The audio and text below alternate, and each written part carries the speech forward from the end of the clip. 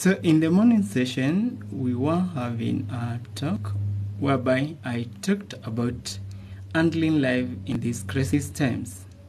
So the talk didn't progress much because of communication barrier, but now I'm going to do a recap of the same and wind up the remaining bit. So handling life in these crisis times, that is the topic I have for today. Welcome on board once again. So the prophetic word we have for the year 20 of drought and other issues, we are saying that we need to be aware of the future on how to handle what is ahead of us. Now, we are expecting to have a downturn, or rather a crisis moment whereby we have been a low productivity compared to previous years. Anyway, it's a network issue. We're going to be solving it soon. So we were talking about the crisis moments that we've been having even in the world. So the prophetic word is that the year 2023 to 2025, we're going to be having crisis. In the year 2025 is when we expect to have a restoration. And in the year 2030 is when we're going to have full establishment of the same. So remember these things even as we continue in this life. So as business people, as households, that is families, we need to be aware on what to do, how to handle life during these crisis moments. So welcome for those who are joining me this hour, all this, Moni Rotich, welcome. Kuli Hassan, welcome. So as we continue, I'm talking about the prophetic word for 2023 to 2025 and the implications that we see are supposed to be here on earth. So let's see the farm that we need to do even as business people or households, that is families. So for the business people, what can we do in these crisis moments? What can we do even to enjoy good business during this crisis, because challenges and opportunities come together. This is a challenge, but also it's an opportunity for us to do business with the information. Having the foreknowledge, we are able to handle the future very well. So as business people, we can go into large-scale production. That is, we will enjoy economies of scale even as we do this. Economies of scale, you know about that. Another item that we may even have is that we can merge our departments or even our farms if we need to. So we can merge our departments so that we enable them to co-share some of the expenses that are used in manning the various departments. Another part is whereby we can merge our businesses. Suppose I have a business A in a certain industry and you have a business B in the same industry. We can work towards merging our companies, merging our businesses, so that we be able to beat the economic crisis that is here during these times. So that is for businesses, that is farms. So let's see what families can do, that is households. You know, the microeconomics, the macroeconomics. So households are the families. So what do we do even as households? I'm talking about this item. So first thing we need to reiterate and remember as families is that our families are businesses. We should run them as businesses. The failure that has happened is that people don't view their families as business. And that is why most of them keep accumulating losses and losses and losses. We may talk about this in a different setting whereby you find somebody can be a multiplier or an addition or a subtraction.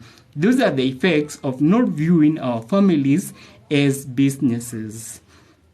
So one area that I've been given by our Lord Jesus even to talk to us even as business people, as families, to know how to handle life during this crisis moment is how we handle our burials, how we handle our burials or funerals. So let's talk about this area. This is the major area I'm going to handle for the families. So how do we cut on expenses during these crisis moments and even in the future? Changes come to even help us even live a better life. And this is a change that we need to implement, that we need to reinstitute, that we need to incorporate in our daily lives. So the first way we can handle funerals with less expense is doing cremation. Cremation is the burning of the body and also burning of the bones.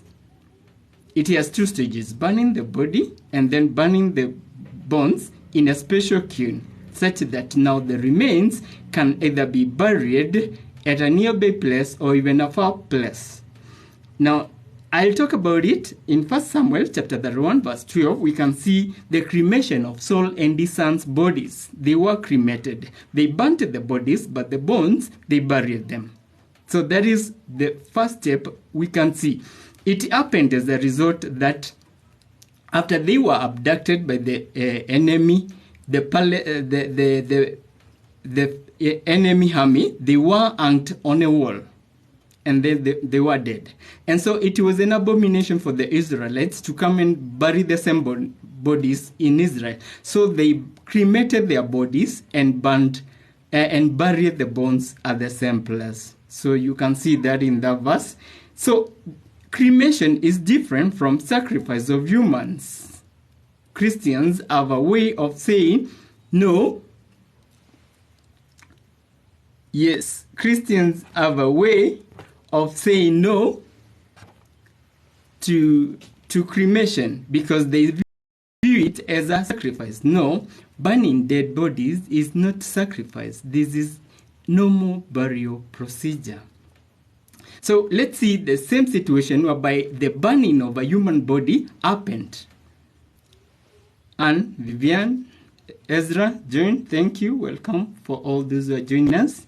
So cremation in 2 Kings chapter 3 verse 27, we can see the king of Moab. After he realized he was about to be defeated by the Israeli army, he took his eldest son, who was to inherit the throne after him, and burnt him as a living sacrifice to his god Molech. Now, you can see there is different. He burnt the son as a sacrifice, not as a burial. So differentiate these two. As Christians, we get to mistake these two, but they should not be mistook for one another. So that is what happened in the Old Testament. Let's see why we may cremate. If distance is involved, the first reason, if distance involved is much and we want to avoid it.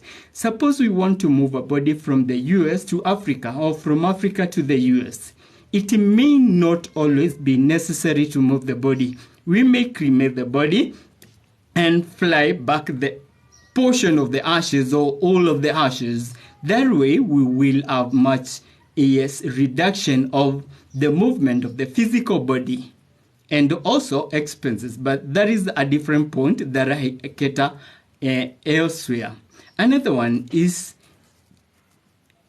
if it saves on funeral, it saves on funeral expenses. I've talked about it. It saves on funeral expenses because cremation actually is cheaper compared to ordinary burials.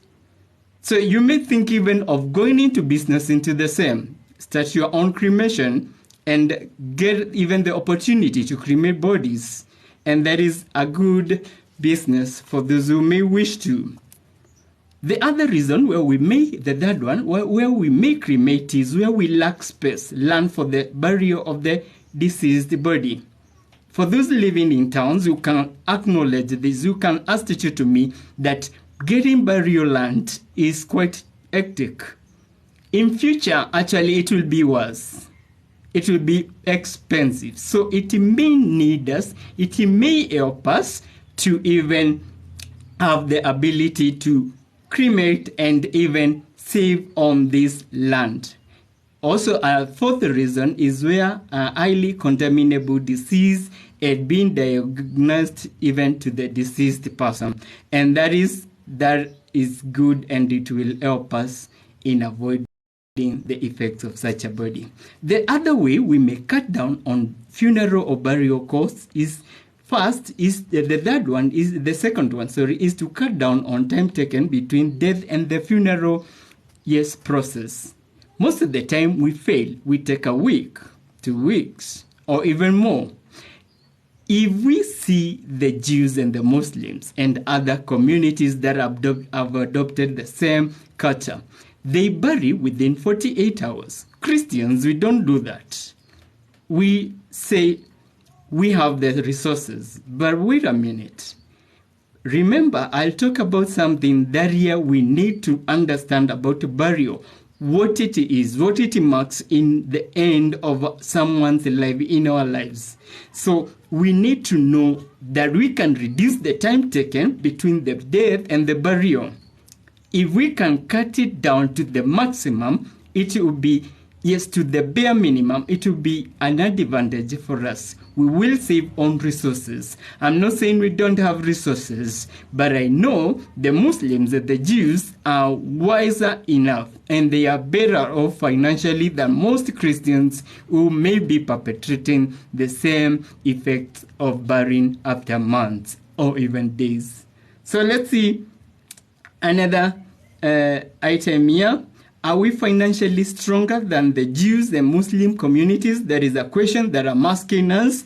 Where is the wisdom? Where is our wisdom? As in Luke chapter 19, verse 24 to 26, it says, where is the wisdom? What light is in us when we go for 2-3 weeks before we bury, a whole week waiting to bury, while the funeral expenses, the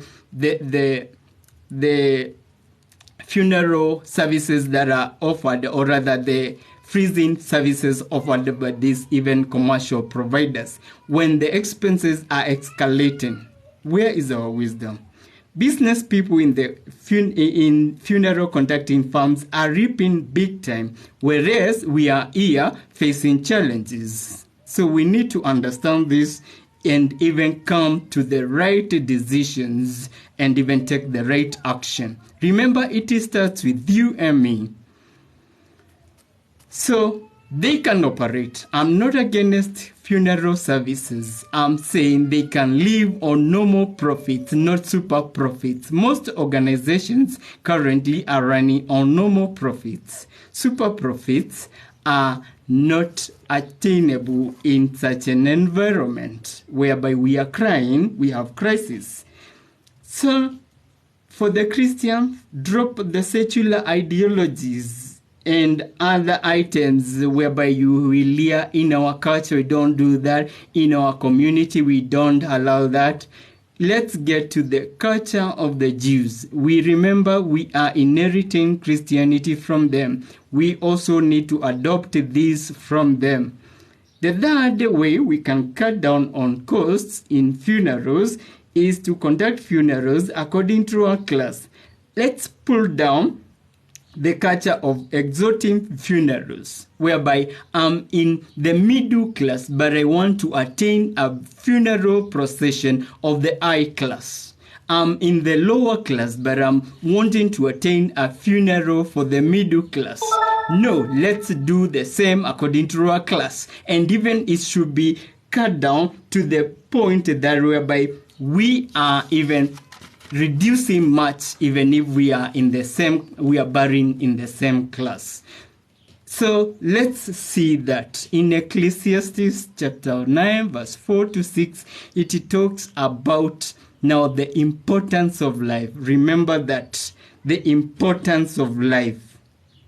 The importance of life. It is a dead lion. A living dog is better than a dead lion. So remember, life is more important. Let's take care of the people who are living more than the bodies of the people who are already gone. Remember, as we can see Mary, as she even anointed Jesus while he was alive, Jesus said, as a word of blessing unto her, this thing will be remembered to all generations because of what she done. But if she anointed Jesus later on, remember the perfume she used costed even a year's salary, wages for a casual laborer. Now, if that is what she did, and she gave to the living man who spoke a blessing unto her, how are we gaining benefits when we spend on the dead body? Remember, Jesus was to resurrect immediately. We are not resurrecting immediately. We are waiting on. So our communities need to be able to see what is happening and to adjust accordingly and even bury according to our class. And now the other one is this item that I'm talking about. We bury people, bodies of our loved ones, but don't neglect the living ones. We can't spend more on the dead more than we spend on the living. There is a query. We have seen communities whereby they did that in the previous ages. We are seeing a nation in Africa whereby they could bury their kings and even their people and their wealth. That nation is no longer even among the most industrialized or most civilized, even as we talk. You know it. I won't mention names here. So remember that it's quite necessary to cater for the living one. Let's not take our resources to the grave. Let them come out of the grave and begin to serve humankind. So focus on improving the quality of life for your people. It is the greatest purpose for each and every one of us. Improve the quality of life. When you bury using millions, hundreds of thousands, so much dollars, so much money, whereas you didn't care for the loved one while they lived, there is no blessing. There's no blessing. Don't cheat yourself. So care and visit your loved ones while they are present, so that when they pass on, you don't feel like spending on their funeral processions out of a guilt conscience. Most of us do that. We fail to attend to them while they are living. And when they are dead, now the guilty conscience pricks us and we are there buying everything that is needed for the funeral. But wait a moment, they were living with us. Visit your loved ones while they live. Share with them what you have. Don't wait to share with their dead bodies. Don't wait to share with their dead bodies. They won't appreciate it. They won't give thanks. They won't give a blessing. And also, it's a curse from God. Remember that. The fourth item whereby we can cater on funerals is take insurance policies to cater for funeral expenses. Now, we have both the individual and group last expense covers. You can take on this. They can help you cater on the funeral expenses that even appear, or rather that arise. We have also the medical covers that even we can add the death riders unto them. So whichever way you can take the insurance policies and be catered enough to handle funeral costs during this crisis and even in the future. So even as we've been having medical insurance, whereby we have been knowing that medical insurance helps, we can also take, last expense covers that will help us to be able to see our funeral processions catered for, even in a nice way. Remember, we are also to apply the other items, even cutting down on the cost, casting down on the time taken. That way, we will have much more left to our disposal for improving the quality of life. Remember, I'm about the quality of life, not the quality of the funeral procession. It doesn't matter. One man did it to Jesus. Simon of Cyrene buried Jesus alone. Mary Magdalene and anointed the body. And Mary, the mother of Jesus, and the others, they went over to check the body. So remember, we are not to have so much hype during the death of our loved one. I'll talk about it later on. So the fifth way is bury at nearby places. So assume a body has been Yes, available at a certain location. The death has occurred to a far location, maybe 500 kilometers, 500 miles. It may not always be necessary to transport the body. We can cut down on costs in that. Once we cut down on costs in that, we are well able even to attain, less and less funeral costs. So think about this and handle this. So I have last words that I have for us that we need to attain, even for us who are left, who are bereaved, and for us who are even in future going to be attaining an age whereby we live here on the earth. So how do we handle life in this situation?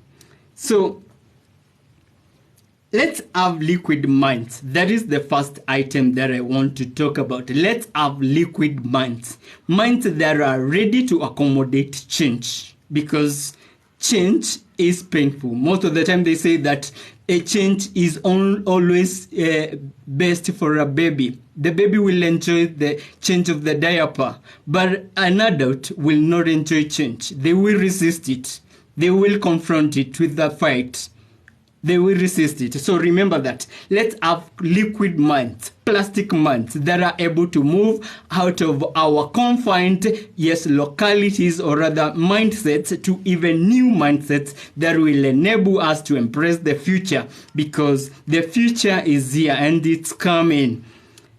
Remember, our people at one time will leave us. Our people will at one time leave us. So in 1 Thessalonians chapter 4 verse 13, it says, we are not to weep as those who do not have hope. So once you have that mindset that at one time they will leave us, when it happens, because it will happen, when it will, not if, when it happens, we will have the mindset to know that they've left us. So how are we to handle this? So this is telling us we be prepared for that eventuality, because it will come. And now I want to talk about now for the people who are left and the people who are going, because these are two people. We have the deceased one, we have the bereaved one. So for the person who will be going, as we can see previously, we can see Jacob calling his not the daughters, they had already been married outside the family. So he called his sons and he blessed them and appropriated down the family, resources, or rather the family background. He apportioned it. He said, this, so and so get this, Reuben get this. A point of note, don't curse your children as Jacob cursed Reuben. Don't curse your children for the parents. Don't curse them. It's a blessing to bless. Remember that. I want to admonish our parents, our whole people. Don't curse your children, even if they wronged you. Speak a blessing. The Bible says it's better to bless and not to curse. So speak a blessing first of all. Speak a blessing to your loved ones, even if they wronged you at one time or the other. Remember, people grow up. God is working in people. If they acted wrongly and they are at that point, you are apportioning the blessings or the curses. Don't apportion the curse unto them, because at the end of the day, the curse will be for them, even if. So don't add. We are supposed to have a double grace for our loved ones. If we bless those who persecute us, now even as his families, we are to bless them twice, because they are first well close enough to be used of the devil to hinder us or to disturb us more than the outsider. So speak a word of blessing unto your people.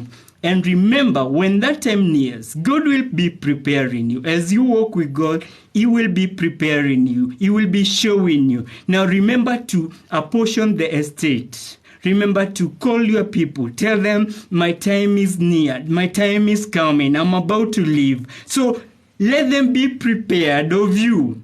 Because once you prepare them, when the time comes, when the time comes, they will be well prepared to handle it. And now for us who are being left, for the bereaved ones, remember that Paul says we are not to mourn as those who don't have hope. We know that we have hope in Jesus. We know that these people who are leaving us, they are going to the Lord and we are following them. So we are not to bereave as those who don't have hope. Remember that. So we are to have that in 1 Thessalonians chapter 4 verse 13. So another item I wanted to talk about here is that mourning is a long period of 6 months or even more. Just like that. So mourning period, most of the time, you can see the bandaging of the wound. I will use the wound to show us. Most of the time, we think that the burial session, the funeral procession, marks the end of the mourning session. But actually, it's like the bandaging session in a wound. So, the earlier we do it, the better for the even healing of the wound. So, remember that. So, remember to take care of your loved ones. As you have strength, you will find there are stronger people in the family unit. Support those who are weak during such crisis moments and help them undergo the sessions. Even, yes, we are to comfort those who are in tears, those who are paining. Remember that. So comfort them. God can't let our whole family be all weak. There will be strong people, strong men and women who can support the others even to continue even during the funeral procession. So handle the funeral processions early for the healing to commence early. And also that the funeral procession marks the physical loss of the body, because this is where we bury the body. This is where we cremate the body. So it marks the end of the physical body of the deceased one. So let's remember that and take care of our even items. So I was talking about Jacob, I talked about Jesus, and now we can see Jacob prepared the sons. Jesus also prepared the disciples. Paul talked about it to his disciples, to the church. He could tell some in Thessalonians, yes, remember, I've been with you, and this is the last time you're going to see my face, because he was sure he was going. So remember to prepare your people early in advance. We can see people don't need to wait for the even old age. People are called home after their purposes are completed. So remember that your purpose can be completed earlier than another person. So once you see the beckoning, once you see the signals, once you see the prophetic words that are leading you, remember to beckon your people, remember to summon your people, prepare them, let them not be begotten by your demise, unprepared. So remember that. I'm talking to the Christian. I'm not debating with anyone. I'm talking to the Christian. So we can see Jesus handled the disciples in Matthew chapter 27 verse 50, in Mark chapter 15 verse 39, and in John chapter 19 verse 30. So those are the items I've talked about. We can also see other men who have been doing it in our societies, in our communities. I could remember of our old people calling us and telling us, I feel that my days are long gone. I'm dreaming with the angels. I'm seeing myself with the angels. And that marked a sign that he is about to go. She is about to go. And so that is the preparation. And now don't come and reject the calling. Some we can see Peter saying to Jesus, you won't die, you won't go to the cross. Remember that. Death is like our cross in this situation. We not like it marked the end of our life, like the cross marked the end of Jesus' life here on earth. I'm not talking about the daily cross. I'm talking about the cross, the crucifixion. So death marked the end of our lives here on earth. So don't rebuke the old one, the people who give you the admonitions or the preparations that they are about to go. Remember to be discerning first before you reason. Be discerning first before you reason, or you let your emotions run over. So discernment number 1, yes, reason number 2, and then emotions number 3. So discernment has to lead the way so that you be able to see what is happening in the spiritual realm and accept whatever admonition, whatever item we are having. So those are the items we have. So remember, it's a prophetic word that I was dissecting for us, even as Christians, to know how to handle the crisis moments we are having currently and even in the future, because these are items that we can help us, that they can help us, to adjust our lives, to make our lives better, because this is what is needed in our lives. Remember, the purpose of a human being is to make life better. Better, not bitter. And that is good. Thank you for watching. Remember to like, share, and subscribe to my channel even now for future event notifications when I'm going live, or even when I post a new video. Thank you.